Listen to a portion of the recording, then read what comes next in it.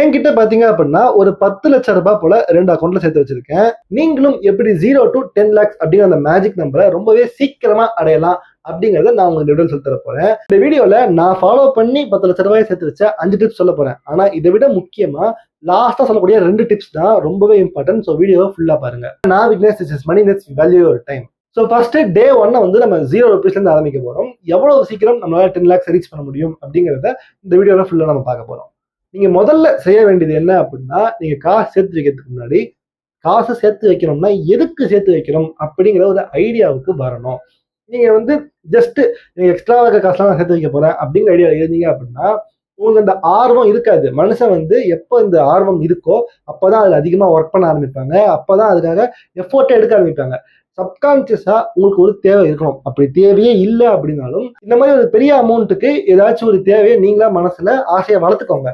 For example அது ஒரு வீடு வாங்குறதா இருக்கலாம். இல்ல என்கிட்ட ஆல்ரெடி வீடு இருக்கு, பெருசா வீடுல வாங்க வேணாம்னு நினைச்சீங்கன்னா நீங்க வந்து எனக்கு வந்து ஒரு 10 லட்சம் ரூபாய் இந்த மாதிரி சேர்த்துட்டு அதுல இருந்து நான் எதுலயாச்சும் போட்டு எனக்கு மாசம் மாசம் வந்து ஒரு 10,000 ரூபாயோ 1000 ரூபாயோ வரா மாதிரி நான் ட்ரை பண்ணணும். இல்ல என்கிட்ட ஆல்ரெடி வீடு எல்லாம் இருக்கு அப்படின்னா அதை வந்து ஒரு போர்ட்ஃபோலியோவா ஸ்டாக் மார்க்கெட்ல போட்டு வச்சு அதை இன்னும் பெருசா வளர்க்கணும். நான் வந்து ரிட்டையர் ஆகிறதுக்குள்ள அது 1 கோடி ரூபாயா மாத்திட்டு மாசம் மாசம் 10,000 20,000 வந்து எனக்கு பேங்க் அக்கௌண்ட்ல விழுற மாதிரி நான் ரிட்டையர்மெண்ட் லைஃப் வச்சுக்கணும் அப்படின்னு நினைக்கிறதா இருக்கட்டும். ஆர் இதை வச்சு நீங்க என் நம்பர் ஆஃப் திங்ஸ் வச்சுக்கலாம். ஏன்னா நீங்க மோஸ்ட் ஆஃப் த டைம் நம்ம எல்லாருமே இஎம்ஐல தான் இந்த மாதிரி பொருட்கள் எல்லாம் வாங்கிட்டு இருப்போம். நம்ம இந்த 10 லட்சம் ரூபாய் சேர்த்து வைக்கணும்னு முடிவு பண்ணி சேர்த்து வச்சோம்னு வச்சுக்கோங்களேன், சேர்த்து வைக்கிறது எவ்வளவு கஷ்டம் தெரியும். நீங்க அந்த காசை வச்சுட்டு நாளைக்கு ஃபியூச்சர்ல இஎம்ஐல கூட வாங்கிக்கிங்க. ஆனா காசு பெருசா பேங்க் அக்கௌண்ட்ல இருக்குல்ல, அது நமக்கு ஒரு நம்பிக்கையை தரும் நம்மளால முடியும்னு சொல்லிட்டு. ஓகே, இப்ப செகண்ட் ஸ்டெப் என்ன அப்படின்னு பாத்தீங்கன்னா, டே 1ல இருந்து நீங்க காசு சேர்த்து வைக்கிறதுக்கு மாசம் உங்களுடைய சேலரி எவ்வளோ அப்படிங்கறத நீங்க முதல்ல எவாலுவேட் பண்ணணும். சேலரி எவ்வளோங்கிறத விட உங்களுடைய செலவுகள் எவ்வளோங்கிறத நீங்க எவாலுவேட் பண்றதுதான் இன்னுமே முக்கியமான விஷயம். இதை சிம்பிளா எப்படி சொல்லலாம் அப்படின்னா, எனக்கு சேலரி 10,000 ரூபாய் இருக்கு, ஆனா செலவு 8,000 ரூபாய்க்கு இருக்கு அப்படின்னா, அதாவது தவிர்க்க முடியாத செலவுகள் சொல்றேன். எனக்கு எப்படியும் இப்ப இங்க இருந்து ஆபீஸ்க்கு போறதுக்கே ஒரு காசு செலவாகி தான் ஆகும். அண்ட் நான் இருக்கிறதுக்கு வாடகை கட்டத்துக்கு ஒரு காசு செலவாகும், சாப்பிடணும். ஸோ பேசிக் நீட்ஸை நான் பூர்த்தி பண்ணிக்கிட்டாதான் என்னால போய் அடுத்த மாசம் சம்பளத்தையே வாங்க முடியும். நான் சாப்பிடாம பசியோட இருந்தோ ஆபீஸ்க்கே போகாமலோ என்னால அதை சம்பாதிக்க முடியாது. கரெக்டா? ஸோ அப்ப அந்த தேவைகள் என்னலாம் அப்படிங்கிறத முதல்ல எவாலுவேட் பண்ணிக்கணும். ஸோ அந்த தேவைகள் போக எக்ஸ்ட்ராவா எனக்குன்ட்டு சில ஆசைகள் இருக்கும், அதுக்காக செலவு பண்ணுவாங்கிறதுக்கு ஒரு சின்ன அமௌண்ட்டை வந்து இப்போ வந்து உங்களுக்கு ஒரு 10,000 ரூபாய் சம்பளம் அப்படின்னா ஈஸியா புரியறதுக்காக சொல்றேன். 10,000 ரூபாய் சம்பளம் அப்படின்னா அதுல வந்து 4,500 ரூபாய் வந்து எனக்கு கன்ஃபார்ம் தேவை, இதனால மிஸ் பண்ணவே முடியாதுன்னு வச்சுக்கலாம். இன்னும் ஒரு 1,500 ரூபாயை நீங்க என்ன பண்ணலாம் அப்படின்னா எக்ஸ்ட்ராவா எடுத்து வச்சுக்க போறீங்க, எனக்கு தேவைப்பட்டா யூஸ் பண்ணிப்பேன்ட்டு. இந்த 1,500 ரூபாயை நீங்க கன்ஃபார்மா எல்லா மாசமும் யூஸ் பண்ணுவாங்க கேட்டா கிடையவே கிடையாது. நான் சொல்றத பர்சன்டேஜா பாருங்களேன். உங்களுடைய சேலரியில 45% வந்து உங்களோட நீட்ஸ்க்காகவே வச்சிருக்கீங்க அப்படின்னு வச்சுக்கலாம். இந்த பர்சன்டேஜ் எல்லாமே வேரி ஆகலாம் உங்களுடைய தேவைக்கு ஏற்ற மாதிரி. நான் ஒரு எக்ஸாம்பிளுக்காக சொல்றேன். ஸோ இன்னொரு 15% எக்ஸ்ட்ராவா இருக்குல்ல, அதை மாசம் மாசம் உங்க பேங்க் அக்கௌண்ட்ல நீங்க போட போறீங்க. நீங்க யூஸ் பண்றீங்க அப்படின்னா ஓகே, உங்களுக்கு இப்போ விளையாட போறீங்க, டர்ஃப் போறீங்க, காசு செலவு பண்றீங்க, டன். இல்ல ஏதாவது பொருள் வாங்க போறீங்க, இந்த மாதிரி விஷயங்களுக்கு செலவு பண்றீங்கன்னா ஓகே. செலவு இல்லை, இந்த மாசம் எக்ஸ்ட்ரா சேர்ந்துருச்சு அப்படின்னா அதை கொண்டு போய் நீங்க சேவும் பண்ண வேண்டாம், அதுக்காகன்ட்டு போய் செலவு பண்ண வேண்டாம். அதை அப்படியே பேங்க் அக்கௌண்ட்லயே விட்டு வைங்க. ஏன் அப்படின்னா ஃபியூச்சர்ல ஏதாவது ஒரு தேவை, ஒரு 6 மாசம் கழிச்சு ஏதாவது ஒரு ஃபோன் வாங்கலாம்னு முடிவு பண்ணலாம், இல்ல வண்டி ஏதாவது ரிப்பேர் ஆகலாம். அந்த மாதிரி ஆகும்போது இந்த காசை யூஸ் பண்ணி நீங்க இந்த தேவையை நிவர்த்தி பண்ணிப்பீங்க.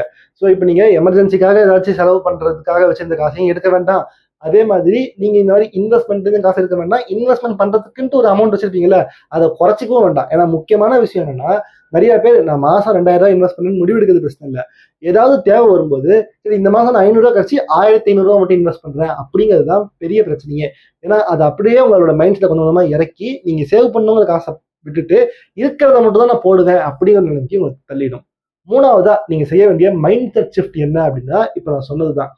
உங்களுக்கு தேவைகள் போக பாக்கி இருக்கிற காசை நான் சேர்த்து வைப்பேன் அப்படின்னா 10 லட்சம் சேர்த்து வைக்க 10 வருஷம் இல்லை, அதுக்கு மேல கூட ஆகலாம். உங்களுக்கு நான் கண்டிப்பா சேர்த்து வைக்க போறேன், பாக்கி இருக்கிற காசை தான் நான் செலவு பண்ண போறேங்கிற மைண்ட் செட் வந்தா மட்டும்தான் சேர்த்தே வைக்க முடியும். சிம்பிளா சொன்னோம்னா 10,000 ரூபாய் சம்பளம், எனக்கு மாசம் ஃபுல்லா எவ்வளவு செலவாகுதோ நான் அப்படியே விட்டுருவேன். ஒரு 8,500 ரூபாய் 9,000 ரூபாய் செலவாயிடுச்சு, 1,000 ரூபாய் சும்மா கிடக்கு, அதை வேணா நான் சேர்த்து வைக்கிறேன். அது ஒருத்தர். இன்னொருத்தர் எப்படி அப்படின்னா 2,000 ரூபாய் சேர்த்து வைக்க முடியும்னு வச்சுக்கலாமே. 2,000 ரூபாய் 10,000 சம்பளம் வந்தாலும் 2,000 எடுத்து உள்ள போட்டுருவாரு. 8,000 ரூபாய் என் சம்பளங்கிற மைண்ட் செட்ல அதுக்கேற்ற மாதிரி செலவு பண்ணுவாரு. அப்படி பாத்தீங்க அப்படின்னா 7,500 ரூபாய் செலவு பண்ணிருப்பாரு. 500 ரூபாய் எக்ஸ்ட்ராவே அவர் கீழே தங்கியிருக்கும். அந்த 500 ரூபாய் கூட எக்ஸ்ட்ராவா அவர் கொண்டு போய் சேர்த்து வைக்கிறதுக்காக அடுத்த மாசத்துல சேர்த்து எக்ஸ்ட்ரா இன்வெஸ்ட் பண்ணுவாரு.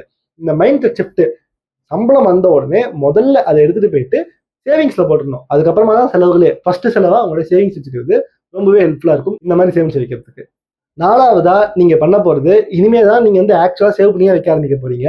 ஸோ 45% வரைக்கும் நான் சொன்ன எக்ஸாம்பிள்ல தேவைக்காகவே படிச்சு ஒரு 15% எக்ஸ்ட்ரா வச்சிட்டீங்க. பாக்கி காசை எதுல நான் சேவ் பண்ணி வைக்கிறது? சேவ் பண்ணி வைக்கிறதுங்கிறது எல்லாருமே பண்ணிடுவாங்க. ஆனா நான் சேவ் பண்ணி வளர்த்தத இன்வெஸ்ட்மெண்ட் மூலமா தான் நிறைய வளர்த்தேன் என்னோட இன்வெஸ்ட்மெண்ட்டை. 10 லட்ச ரூபா வந்தது ப்ராஃபிட்ஸ் எல்லாம் சேர்த்து தான், வெறும் இன்வெஸ்ட்மெண்ட் மட்டும் கிடையாது. கரெக்டா? ஸோ நீங்க இது எங்க போடுறது அப்படிங்கிறதுக்கு முதல்ல நீங்க பண்ண வேண்டிய விஷயம் ஸ்டாக் மார்க்கெட்டோ மியூச்சுவல் ஃபண்டோ எதுவுமே கிடையாது. பேங்க் அக்கௌண்ட்ல ஃபிக்ஸட் டெபாசிட் ஓபன் பண்ணுங்க. முதல்ல ஒரு ஆர்டி ஓபன் பண்ணுங்க. ரெக்கரிங் டெபாசிட்ல நீங்க இப்ப 10,000ல 6,000 வரைக்கும் உங்களுக்கு செலவு போயிருச்சு. பாக்கி 4,000 இருக்கு அப்படின்னா 4,000யும் ஃபுல்லா எடுத்துட்டு போயிட்டு ஆர்டில போடுங்க. இது எவ்வளவு பர்சன்டேஜ் உங்களுக்கு வருதோ அந்த அமௌண்ட் எடுத்துட்டு போயிட்டு ஆர்டில போட்டீங்க அப்படின்னா ஒரு வருஷத்துக்குள்ள பாத்தீங்க அப்படின்னா ஒரு 40,000 இந்த 4,000 ரூபாய் சேர்த்து வச்சிருந்தீங்கன்னா உங்களுக்கு வந்துடும். இதை எடுத்துட்டு போயிட்டு ஒரு ஃபிக்ஸட் டெபாசிட்ல போட்டு வச்சிருங்க. அப்படி இல்லை எனக்கு ஃபிக்ஸட் டெபாசிட்ல ரிட்டர்ன்ஸ் கம்மியா இருக்குன்னு தெரிஞ்சுச்சுன்னா ஒன்றும் பிரச்சனை இல்லை, கோல்ட ஒரு காயினாவோ பாராவோ வாங்கி வச்சிருங்க. இது எதுக்கு அப்படின்னா எமர்ஜென்சி செலவுகளுக்கு. நீங்க கஷ்டப்பட்டு 10 லட்ச ரூபாய் சேர்த்து வச்சிட்டீங்கன்னு வச்சுக்கலாம். நாளைக்கு ஏதாவது ஒரு எமர்ஜென்சி உங்களுக்கு வேலையே போயிடுச்சு அப்படின்னா உடனே இந்த சேவிங்ஸ் எல்லாம் நீங்க வித்ட்ரா பண்ண வேண்டியதா போகும். அது இல்லைன்னா கூட உங்களுக்கு இந்த ஸ்டாக் மார்க்கெட் நம்ப முடியாது, திடீர்னு இறங்கியிருக்கும். அப்பன்னு பார்த்து உங்களுக்கு வேலையும் போயிடுச்சு. ஏன்னா எக்கானமியில பிரச்சனை இருக்கும்போது தான் வேலை போகும். எக்கானமியில பிரச்சனை இருக்கும்போது ஸ்டாக் மார்க்கெட் கீழே விடும். ரெண்டும் ஒன்னா தான் நடக்கும். ஸோ அப்ப ரெண்டுமே நடந்துருச்சு இல்லையா? ஆஃப் ஆயிட்டீங்க, ஸ்டாக் மார்க்கெட் விழுது அப்படின்னா நீங்க வேற வழி இல்லாம லாஸ்ல விற்கிற மாதிரி நிலைமைக்கு தள்ளப்படுவீங்க. ஸோ அதெல்லாம் இல்லாம இருக்கிறதுக்கு இந்த மாதிரி ஒரு பிக்சட் டெபாசிட்டோ கோல்டோ வாங்கி வச்சிட்டீங்க அப்படின்னா உங்களுக்கு யூஸ்ஃபுல்லா இருக்கும். இதுல எவ்வளவு ரூபாய் வரைக்கும் போடணும் அப்படின்னா 6 மாசத்துக்கான உங்களோட செலவு இருக்கும் இல்லையா? செலவு நல்லா புரிஞ்சுக்கங்க. சேலரி எவ்வளவோ அதை நான் சொல்லலை. 6 மாசத்துக்கான செலவு எவ்வளவோ அந்த செலவுக்குரிய காசை வந்து நீங்க இந்த மாதிரி எப்படியில போட்டு வச்சிட்டீங்க அப்படின்னா உங்களுக்கு அதுக்குள்ள வேற வேலை கிடைச்சிடும். நீங்க ஈஸியா ட்ரான்ஸ்ஃபர் ஆகி போயிடுவீங்க. ஸோ அந்த ப்ராசஸ்க்கு சீம்லெஸ்ஸா ஹெல்ப் பண்ணும். பிளஸ் நீங்க அந்த வேலைக்கு புதுசா போனதுக்கு அப்புறமா அடுத்த மறுபடியும் சேவிங்ஸ் நீங்க இந்த எமர்ஜென்சி ஃபண்ட்ல இருந்து செலவு பண்ணீங்களா அதுல திருப்பி காசு போடுறதா யூஸ் பண்ணுமே தவிர திருப்பி திரும்ப இன்வெஸ்ட்மெண்ட் போடக்கூடாது. ஒன்ஸ் மறுபடியும் நீங்க அந்த ரேட் எவ்வளவோ அது வரைக்கும் சேர்த்து வச்சிட்டீங்க அப்படின்னா நீங்க கோல்டு வாங்கிருக்கீங்க, அதை வித்து 6 மாசம் ஓட்டிட்டீங்க அப்படின்னா கோல்டு பிரைஸ் இந்த டைம்ல ஏறி இருக்கும். ஏறின கோல்டு அதே அளவுக்கு கிராம்ஸ் நீங்க வாங்கி வைக்கிற வரைக்கும் அந்த 6 மாசம் செலவுகளுக்கு தேவைப்படுற அளவுக்கு கோல்டு வாங்கி வைக்கிற வரைக்கும் நீங்க இந்த கோல்ட்லயோ எஃப்டிலயோ மட்டும்தான் இன்வெஸ்ட் பண்ணிட்டே வரணும். ஓகே, இதை பண்ணதுக்கு அப்புறமா தான் நான் மற்ற இன்வெஸ்ட்மெண்ட்ல போனோமா அப்படின்னு கேட்டீங்கன்னா சில லாஜிக்கல் ஃபேக்டர்ஸ் நம்ம இங்க யூஸ் பண்ணி பார்க்கலாம். நான் இதை பண்ணேன்னா அப்படின்னு கேட்டீங்கன்னா இல்ல, உங்களுக்கு நல்லா அட்வைஸ் மட்டும் பண்றேன், இந்த மாதிரி எமர்ஜென்சி ஃபண்ட் சேர்த்துவீங்க, ஆனா நீ ஏன் பண்ணல அப்படின்னு கேட்டீங்கன்னா நான் என்னோட ஃபேமிலியோட இருக்கேன். என் ஃபேமிலியில நான் தான் மெயின் ஏர்னிங் மெம்பர் கிடையாது, எங்க அப்பா தான் மெயின் ஏர்னிங் மெம்பர். ஸோ இதெல்லாமே அவர் பண்ணி வச்சிருக்காரு. நான் வந்து எக்ஸ்ட்ரா சேவிங்ஸ் எக்ஸ்ட்ராவா ஒரு ஆட் பூஸ்டப் பண்ணி தான் இந்த ஃபேமிலிக்கு பண்றேன். ஸோ என்னோட ரோல் ஃபேமிலியில வேற, உங்களோட ரோல் ஃபேமிலியில வேறையா இருக்கலாம். ஸோ அந்த மாதிரி பாத்தீங்க அப்படின்னா உங்களோட ரோலுக்கு நீங்க வந்து ஃபேமிலியை ரன் பண்ற பர்சனா இருந்தா நீங்க அப்ப காசு எடுத்து வைக்கணும். இப்ப 2 பேருமே இப்ப ஹஸ்பண்ட் அண்ட் ஒய்ஃப் ஒர்க் பண்றீங்க, 2 பேருமே ஏர்ன் பண்றீங்கன்னா 2 பேரோட எக்ஸ்பென்சஸையும் சேர்த்து அதுக்கு நீங்க இந்த ஏர்னிங்ஸ் எடுத்து வைக்கணும். இந்த சேவிங்ஸ் கோல்டையோ எப்படி எடுத்து வைக்கணும். பட் நீங்க இந்த மாதிரி என்ன மாதிரி வந்து ஜஸ்ட் ஒரு எக்ஸ்ட்ரா பூஸ்டர் வேல்யூ தான் இருக்கீங்க, அது உங்களுடைய பார்ட்னர் தான் மெயின் இந்த ஃபேமிலிக்கு தேவையான காசு செலவு பண்றாங்க அப்படின்னா அவங்க சேர்த்து வச்சா போறோம். நீங்க எக்ஸ்ட்ராவா இருக்கிற காசை வந்து டைரக்டாவே இன்வெஸ்ட்மெண்ட் எடுத்துட்டு போயிருக்கா. அதுதான் நானுமே பண்ணேன். சரி, அடுத்ததான் நம்ம என்ன பண்ணணும் அப்படின்னு பாத்தீங்கன்னா இதுதான் ரொம்பவே முக்கியமான விஷயம். சேவிங்ஸுக்கும் முன்னாடி 2வதா நீங்க எமர்ஜென்சி ஃபண்ட் சேர்த்ததுக்கு அப்புறமா பண்ண வேண்டிய விஷயம், தயவு செஞ்சு போயிட்டு ஒரு ஹெல்த் இன்சூரன்ஸ் லைஃப் இன்சூரன்ஸையும் எடுத்துருங்க. ஏன்னா உங்களுக்கு இதை பார்க்கறதுக்கு எப்படி தோணும் அப்படின்னா 2 விஷயம் தோணும். ஒன்று, நான் ஒர்க் பண்ற கம்பெனிலேயே எனக்கு வந்து லைஃப் இன்சூரன்ஸ் தரான், ஹெல்த் இன்சூரன்ஸ் தராங்க, ஸோ எனக்கு எல்லாம் தேவைப்படாது அப்படின்னு சொல்லுவாங்க. பட் அப்படி கிடையாது. நீங்க கம்பெனி விட்டு கம்பெனி மாறும்போது நடந்தாலோ பல நேரங்களில் கம்பெனிஸ் கொடுக்காமலுமே போயிருக்காங்க. என் ஃப்ரெண்டுக்குலாம் பார்த்தீங்கன்னா ஒரு ஆக்சிடென்ட் நடந்துச்சு, ஹெல்த் இன்சூரன்ஸ் லிமிட்டோட கம்பெனி லிமிட்டோட அதிகமாக போயிடுச்சுன்னு கம்பெனியால அது தர முடியல, அவ்வளோதான்ப்பான்னு சொல்லிட்டாங்க. அவங்களுடைய கோல்டு சேவிங்ஸ் எடுத்து யூஸ் பண்ற நிலைமைக்கு தள்ளப்பட்டாங்க. ஸோ எப்பவுமே நீங்க தனியா உங்களுக்கு பிரைவேட்டா ஒரு லைஃப் இன்சூரன்ஸ் எடுத்து வச்சிட்டீங்க அப்படின்னாலோ இல்லை ஹெல்த் இன்சூரன்ஸ் எடுத்து வச்சிட்டீங்க அப்படின்னா ஆடப்பாவும் யூஸ் பண்ணிக்கலாம். இப்பெல்லாம் இன்சூரன்ஸ் எப்படி தராங்க அப்படின்னா உங்க இன்சூரன்ஸை யூஸ் பண்ணாம நீங்க ஃபர்ஸ்ட் கம்பெனியோட இன்சூரன்ஸை யூஸ் பண்ணிக்கலாம். ஒருவேளை கம்பெனியோட இன்சூரன்ஸ் உங்களுக்கு பத்தல போறல ஆர் உங்களுக்கு யூஸ் ஆகல அப்படின்னா அப்ப நீங்க இதை யூஸ் பண்ணலாங்கிற ஒரு எலிஜிபிலிட்டி கிரைட்டீரியாவே உங்களுக்கு கொடுத்துருக்காங்க. நீங்க என்னதான் பண்ணாலும் ஒரு கம்பெனியோட கம்பெனி மாறும்போது இந்த பிரச்சனை வராம இருக்கிறதுக்கு தனியா பிரைவேட்டா ஹெல்த் இன்சூரன்ஸ் இருக்கிறது நல்லது. 2வது முக்கியமான காரணம் என்னன்னா எப்படியும் நீங்க 60 வயசுல ரிட்டையர் ஆகி தான் ஆகணும், ஃபுல்லா வேலை செஞ்சுட்டு இருக்க முடியாது. ஸோ 60ல நீங்க ரிட்டையர் ஆனதுக்கு அப்புறமா நீங்க அன்அஃபிஷியலா வேலை செஞ்சாலும் உங்களுக்கு கம்பெனியோட ஹெல்த் இன்சூரன்ஸ் பாலிசி நிறைய நேரங்களில் கவர் ஆகாது. ஸோ இப்போ என்ன ஆயிடும்னு பாத்தீங்கன்னா 60 வயசுக்கு மேலே தான் உங்களுக்கு நோயை வர ஆரம்பிக்கும். சின்ன வயசுல நோய் வராது. நீங்க முன்னாடியே ஹெல்த் இன்சூரன்ஸ் எடுத்து வச்சிருந்தீங்க அப்படின்னா பெரிய காஸ்ட் அதிகமாகாம நீங்க முன்னாடி மாசம் வந்து 500 ரூபாய் 600 ரூபாய் கட்டிருப்பீங்க ஹெல்த் இன்சூரன்ஸ். பட் நீங்க வந்து பெரிய காசு இல்லாம ஒரு 2000 ரூபாய் 3000 ரூபாய் கூட நீங்க கட்டிட்டு இருக்கலாம். ஆனா 60 வயசுல உங்களுக்கு சுகர் வந்ததுக்கு அப்புறமா பிபி வந்ததுக்கு அப்புறமா மற்ற பிரச்சனைகள்லாம் வந்ததுக்கு அப்புறமா நீங்க இன்சூரன்ஸ் எடுக்கலாம்னு போனீங்கன்னா உங்களோட மந்த்லி அந்த கட்ட வேண்டிய காசு வந்து பார்த்தீங்க அப்படின்னா ப்ரீமியம் 6,000 ரூபாய் 7,000 ரூபான்னு இருக்கும். ஸோ ஹெல்த்தியாக இருக்கும்போது சின்ன வயசுலேயே இன்சூரன்ஸ் எடுத்து வச்சுட்டு உங்களோட கம்பெனி பாலிசிலாம் முடிஞ்சதுக்கு அப்புறமா இதை வச்சு நீங்கள் கட்டிக்கிறது உங்களுக்கு ரொம்ப ஹெல்ப்ஃபுல்லாக இருக்கும். ப்ளஸ் லைஃப் இன்சூரன்ஸ் நான் எது எடுக்கணும் அப்படின்னு கேட்டிங்கன்னா, இது வந்து எல்லாருக்கும் கிடையாது. நான் சொன்ன மாதிரி உங்க ஃபேமிலியோட மெயின் ஏர்னிங் மெம்பர் யாரோ அவங்க பேர்ல லைஃப் இன்சூரன்ஸ் எடுத்து வைக்கணும். நீங்க தான் அப்பா, உங்களை நம்பி ஒரு ஒய்ஃபும் ஒரு குழந்தையும் இருக்காங்க அப்படின்னா நீங்க எடுக்கணும். ஆர் உங்களுடைய ஒய்ஃப் தான் வந்து இம்பார்ட்டன்ட் ஏர்னிங் மெம்பர்னா அவங்க பேர்ல இருக்கணும். எல்லாரு பேர்லயும் இருக்கணுங்கிற அவசியம் இல்லை. நான் நிறைய பேர் என்ன பாக்குறேன் அப்படின்னா, இந்த லைஃப் இன்சூரன்ஸ் எடுக்கும்போது பாத்தீங்க அப்படின்னா எனக்கு வந்து இன்வெஸ்ட்மெண்ட்ல இருந்து எவ்வளவு ரிட்டர்ன் வரும் அதை வந்து ஒரு இன்வெஸ்ட்மெண்டா பாக்குறாங்க. அதெல்லாம் வேண்டாம். மாசம் 500 ரூபாய் 600 ரூபாய் ரொம்ப கம்மியான பிரைஸுக்கு பியூரா வெண்ணிலா ப்ராடக்டா இந்த டேர்ம் லைஃப் இன்சூரன்ஸ் மட்டும் நீங்க எடுத்துக்கலாம். உங்களுக்கு 1 ரூபாய் திருப்பி கிடைக்காது. ஆனா ஒருவேளை இந்த குறிப்பிட்ட காலகட்டத்துக்குள்ள 80 வயசுக்குள்ள நீங்க இறந்து போயிட்டீங்க அப்படின்னா அப்போ வந்து உங்களுக்கு அந்த காசை வந்து உங்க ஃபேமிலிக்கு தருவாங்க. இது நீங்க மாசம் 600 ரூபாய் கட்டிருப்பீங்க, உங்களுக்கு 1 கோடி ரூபாய் 2 கோடி ரூபாய் அந்த மாதிரி பெரிய அமௌண்ட் வரும். உங்க ஃபேமிலிக்கு ஹெல்ப்ஃபுல்லா இருக்கும். நீங்க இல்லாத டைம்ல அதை வச்சு அவங்க சர்வைவ் பண்ணிப்பாங்க. அண்ட் அவங்களுடைய லைஃப் வந்து அப்டேட் பண்றதுக்கு ஹெல்ப் ஆகும். அதாவது அவங்களுக்கு அந்த வேலை கிடைச்சு போற வரைக்கும் ஹெல்ப் ஆகும். சில பேர்லாம் இந்த லைஃப் இன்சூரன்ஸ் வந்து 100 வயசு வரைக்கும் எடுத்து வச்சிருப்பாங்க. அதெல்லாம் தேவையே கிடையாது. 80 வயசுக்கு மேல உங்க ஃபேமிலி உங்களை டிபெண்ட் பண்ணி இருக்காங்க அப்படின்னா 80 அதிகம், 60 தான் ஆக்சுவலா கரெக்டான வயசு. 60 வயசுக்கு மேல உங்க ஃபேமிலி உங்களை டிபெண்ட் பண்ணி இருக்காங்க அப்படின்னா ஹெல்த் இன்சூரன்ஸ் 60க்கு அப்புறமா தான் முக்கியமா தேவை. அதுக்காக நீங்க முன்னாடியே இன்சூரன்ஸை வாங்கி வச்சுக்கிறீங்க. 20 வயசுலயே வாங்கிட்டு 60ல இருந்து 80 வயசு வரைக்கும் போறப்ப உங்களுக்கு ஹெல்த் இன்சூரன்ஸ் தான் முக்கியமா தேவை. லைஃப் இன்சூரன்ஸ் சின்ன வயசுல இருக்கும்போது உங்களுக்கு தேவை, 60க்கு அப்புறமா தேவையில்லை. ஏன்னா 60 70க்கு அப்புறமா உங்க ஃபேமிலி உங்களை டிபெண்ட் பண்ணி இருந்தாங்கன்னா நான் சொன்ன மாதிரி அவங்க மேல தப்பு இல்லை, உங்க மேலதான் தப்பு. ஏன்னா நீங்க தேவையான அளவுக்கு காசு சேவ் பண்ணி வச்சிருந்தீங்க அப்படின்னா உங்க பசங்களே இருக்கிறதுக்கு வேலைக்கு போய் அவங்க சப்போர்ட் பண்ற அளவுக்கு வந்திருப்பாங்க. ஸோ உங்ககிட்ட இருந்து காசு வாங்கி அவங்க எதுவும் பண்ண போறது இல்லை. இப்போ என் ஃபேமிலியில என் பேர்ல லைஃப் இன்சூரன்ஸ் இருக்கான்னா இருக்கு, எங்க அம்மா அப்பா பேர்ல கிடையாது. ஏன் இல்லை அப்படின்னா அவங்களுக்கு ஆல்ரெடி வயசு ரொம்பவே அதிகமாயிடுச்சு, 50க்கு மேல. அதை தாண்டி அவங்களுக்கு தேவைப்பட்டாலுமே இதுக்கு மேல அவங்களுக்கு கொடுக்கக்கூடிய லைஃப் இன்சூரன்ஸ் பாலிசி ரேட்டும் அதிகமாக தான் இருக்கும். அண்ட் அவங்கள நம்பி இருக்கிறனால நானும் இல்லை. இன்னைக்கு அவங்களுடைய ஏர்னிங் இல்லை அப்படின்னாலும் என்னால அவங்கள சப்போர்ட் பண்றவங்களுக்கு என்கிட்ட ஏர்னிங்ஸ் இருக்கு அப்படிங்கிறதுனால எனக்கு அதுக்கான தேவையில்லை. ஸோ நீங்க உங்களுடைய சிச்சுவேஷனுக்கு ஏற்ற மாதிரி உங்க பேர்ல இன்சூரன்ஸ் தேவையானு முடிவு பண்ணி எடுத்துக்கோங்க. பசங்க பேர்லாம் தேவையில்லாம எடுக்காதீங்க. பசங்க பேர்ல லைஃப் இன்சூரன்ஸ் இருக்கிறது வேஸ்ட் தான். ஏன்னா அவங்களுக்கு இன்னும் லாங் பீரியட் இருக்கு. அவங்க வேலைக்கு போகும்போது லைஃப் இன்சூரன்ஸ் எடுத்துக்கிட்டு அவங்களோட ஃபேமிலி பார்த்து எடுத்துக்கிட்டா போதும். பட் ஹெல்த் இன்சூரன்ஸ் நீங்க எடுக்கிறீங்களோ இல்லையோ கண்டிப்பா உங்க அம்மா அப்பாவுக்கு எடுத்துருங்க. எவ்வளவு லேட் ஆனாலும் பரவாயில்ல. இப்பதான் நீங்க வேலைக்கு போறீங்க, அம்மா அப்பாவுக்கு 60 வயசு மேல ஆயிடுச்சுனாலும் பரவாயில்ல, எக்ஸ்ட்ரா காசு ஆனாலும் பரவாயில்லன்னு சொல்லிட்டு ஹெல்த் இன்சூரன்ஸ் மட்டும் எடுத்துருங்க. ஏன்னா லைஃப்ங்கிறது வேற, ஹெல்த்துங்கிறது வேற. லைஃப்ங்கிறது நான் சொன்ன மாதிரி சின்ன வயசுல போயிட்டீங்க அப்படின்னா அப்பா ஃபேமிலி சப்போர்ட் பண்ண வேணும். ஹெல்த்துங்கிறது வயசானதுக்கு அப்புறமா தான் தேவைப்படும். அதுக்கு நீங்க சின்ன வயசுல எடுத்து வைக்கிறீங்க. ஸோ இதுதான் முக்கியமான விஷயம். இது 2 பண்ணதுக்கு அப்புறமா தான் நீங்க ப்ராப்பரா இன்வெஸ்ட்மெண்ட் கேட்டகரிக்குள்ளே வருவீங்க. இப்போ என்னோட ஸ்டோரியை பொறுத்த வரைக்கும் நான் வந்து எமர்ஜென்சி ஃபண்டை சேர்த்து வைக்கல, ஏன்னா எனக்கு தேவையில்லை. பட் லைஃப் இன்சூரன்ஸ் என் பேர்ல எடுத்து வச்சிருக்கேன், ஹெல்த் இன்சூரன்ஸ் எங்க அம்மா அப்பா பேர்ல எடுத்து வச்சிருக்கேன், என் பேர்லயும் எடுத்து வச்சிருக்கேன். ஸோ இது எனக்கு மாசம் மாசம் செலவாகுது. பட் இதுவுமே ஒரு இன்வெஸ்ட்மெண்ட் தாங்கனால நான் அதுதான் ப்ரையாரிட்டைஸ் பண்ணியிருக்கேன். ஓகே, அடுத்ததான் நம்ம பண்ண போறது என்ன அப்படின்னா ஆக்சுவல் இன்வெஸ்ட்மெண்ட்ஸை இங்கே தான் நம்ம பண்ண ஆரம்பிக்க போறோம்.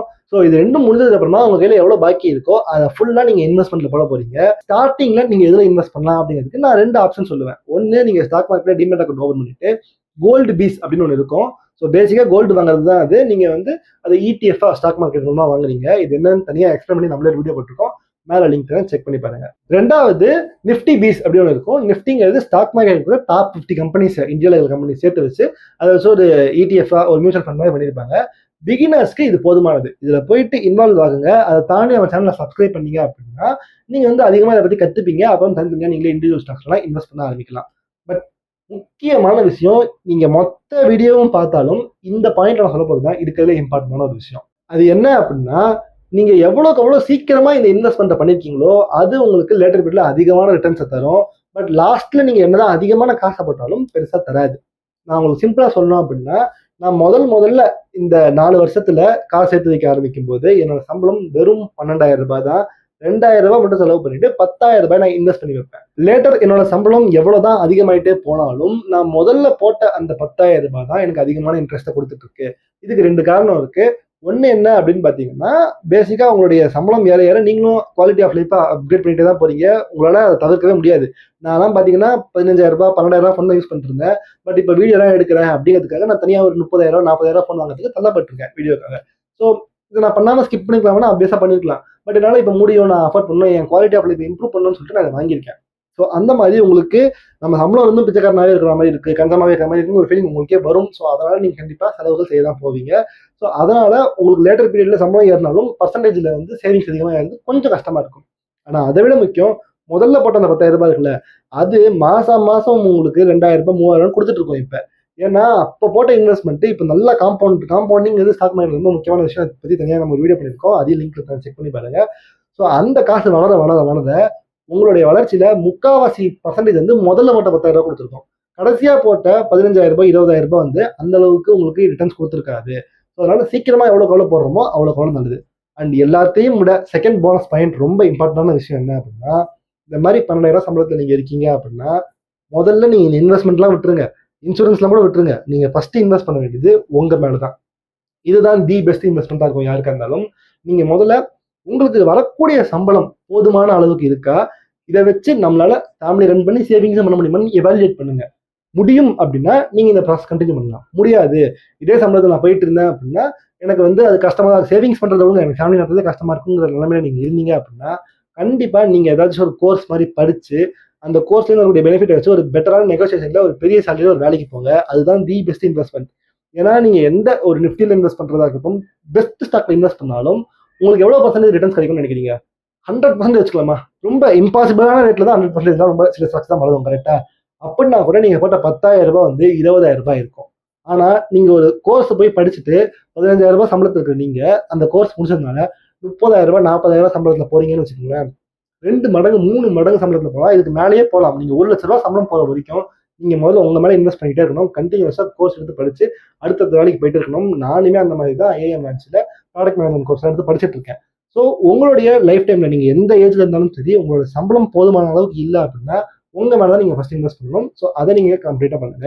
ஹோப் இந்த வீடியோ உங்களுக்கு ஹெல்ப்ஃபுல்லா இருக்கும்னு நினைக்கிறேன். இந்த மாதிரியான சில விஷயங்களை யூஸ் பண்ணி 4 வருஷமா கொஞ்சம் கொஞ்சமா சேர்த்து வச்சு அதை ஸ்டாக் மார்க்கெட்ல சில சரியான ஸ்டாக்ஸ்ல இன்வெஸ்ட் பண்ணதுனால எனக்கு ஒரு 2x 3x ரிட்டர்ன்ஸ் கிடைச்சது சில ஸ்டாக்ஸ்ல இருந்து. அதெல்லாம் என்னங்கிறது தெரிஞ்சுக்கணும்னா நம்ம சேனல் சப்ஸ்கிரைப் பண்ணிக்கோங்க. நான் அதை பத்திலாம் தனியாக வீடியோஸ் வந்து போஸ்ட் பண்ணிட்டே தான் இருப்பேன். ஸோ உங்களுக்கு யூஸ்ஃபுல்லா இருக்கும். விக்னேஷ்.